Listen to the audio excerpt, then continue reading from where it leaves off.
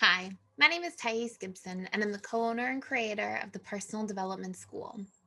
This is your daily breakthrough video, and in this video, I'm going to talk to you a little bit about how to bring a dismissive avoidant attachment style individual closer in a relationship.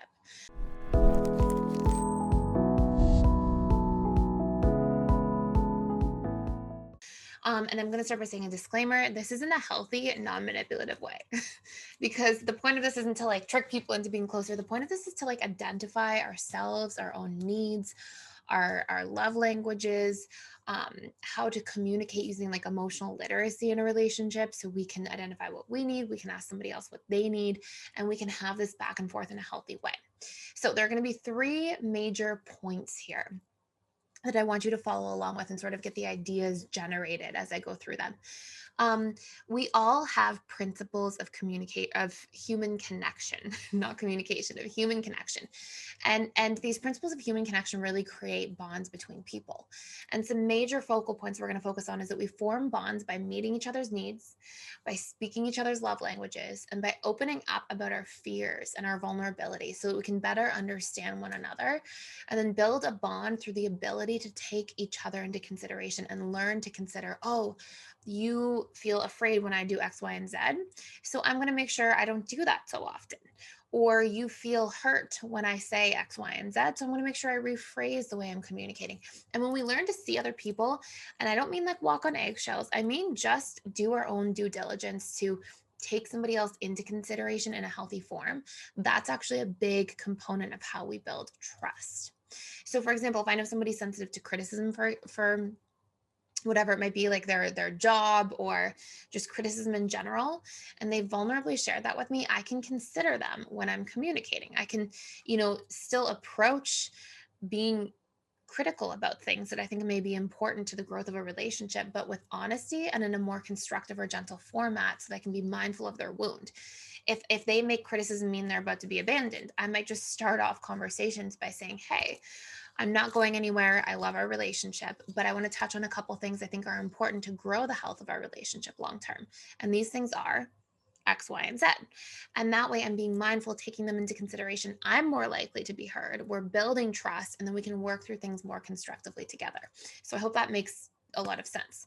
So these so that's a big part, is being able to open up and do all those different things. Now these different needs and desires change a bit also depending on the stage of the relationship we're in. So I'm going to talk about the needs and meeting each other's needs. I'm going to talk a little bit about the love languages and so on.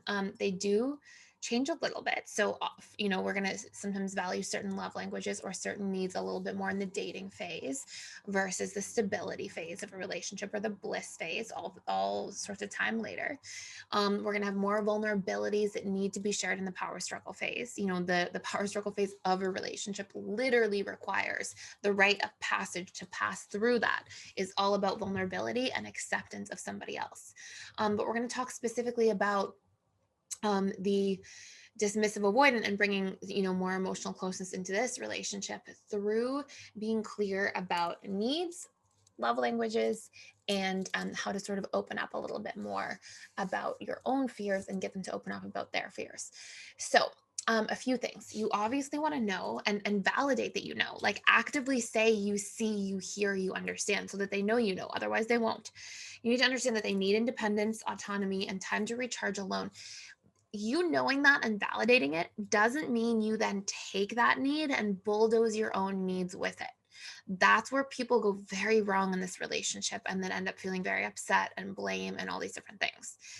What you need to do is understand, validate it, make an effort to support that in some form, but negotiate about it. Have a healthy conversation that says, okay, you need this much space away or time alone, and I need this much. So how can let's meet here in the middle? And so that's really important. Another thing, DAs really feel like they can open up when communication is safe and consistent. They also feel like if you're sharing your needs directly and painting a picture so they have clarity, because they really like certainty and understanding and safety, and they will shut down when they don't have it. If you can do that, usually things will move along very effectively. Harmony. DAs hate conflict. They are the most conflict avoidant attachment styles as a general rule. And they tend to want to laugh and have like simple, peaceful communication, fun, have things light. They can handle deep conversations if they feel safe, and if they feel like they are understood, and if they feel like they know your needs, like what you expect from them through that conversation. So they're like, okay, I get where this is going. I know why we're doing this. Now I know I can act in the way that is appropriate for this, and I feel safe in doing so. So again, I'm not telling you these things so you can take this information and bulldoze your own needs with them. I'm telling you these things so that you can be clear, validating those things, and then use this information to negotiate your needs. And this is what healthy relationships do.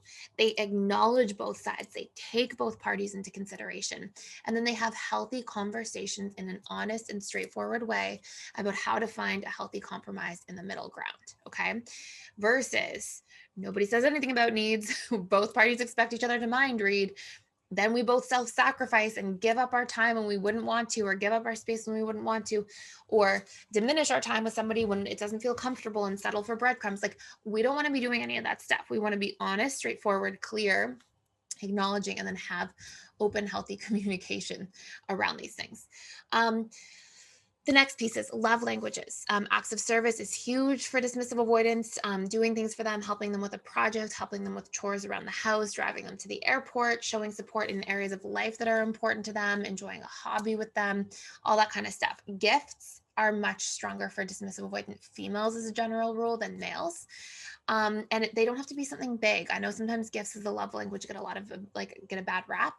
But it doesn't have to be something big. It doesn't have to be like you have to buy expensive things for somebody. It can be like a little journal or socks or something that you see somebody's missing or whatever it might be. Like those little teeny things can go a long way if that is somebody's love language.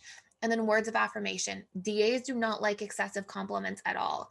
They like sincere compliments that are subtle and not too overwhelming. So those are important things as well. And as I'm saying this, if you're going to have this conversation and try to connect, bring somebody closer, but then also figuring out what yours are. What are my love languages? How do I best receive those love languages? And then let me go communicate those things. Okay. Other stuff, opening up about fears, asking people about their needs, asking dismissive avoidants about their triggers, what upsets them in a relationship. Don't say what triggers you. Say, hey, what rubs you the wrong way in a relationship? Like, what do you not like?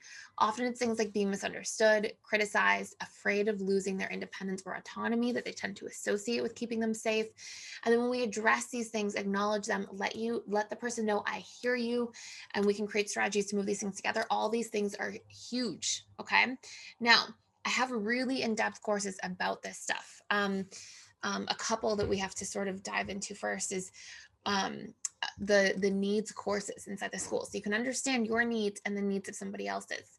Another really big piece is boundaries, like knowing what our boundaries are in different dynamics or situations, and then conflict resolution and communication. So those are three really prevalent courses that go a tremendous amount in depth about these different things.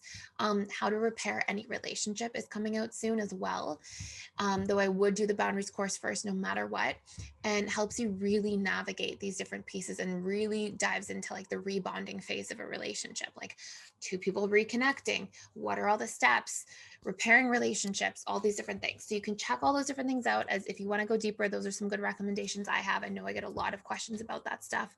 So hopefully that makes a lot of sense. Thank you for being here. Please like, share, and subscribe. And I will see you in the next video.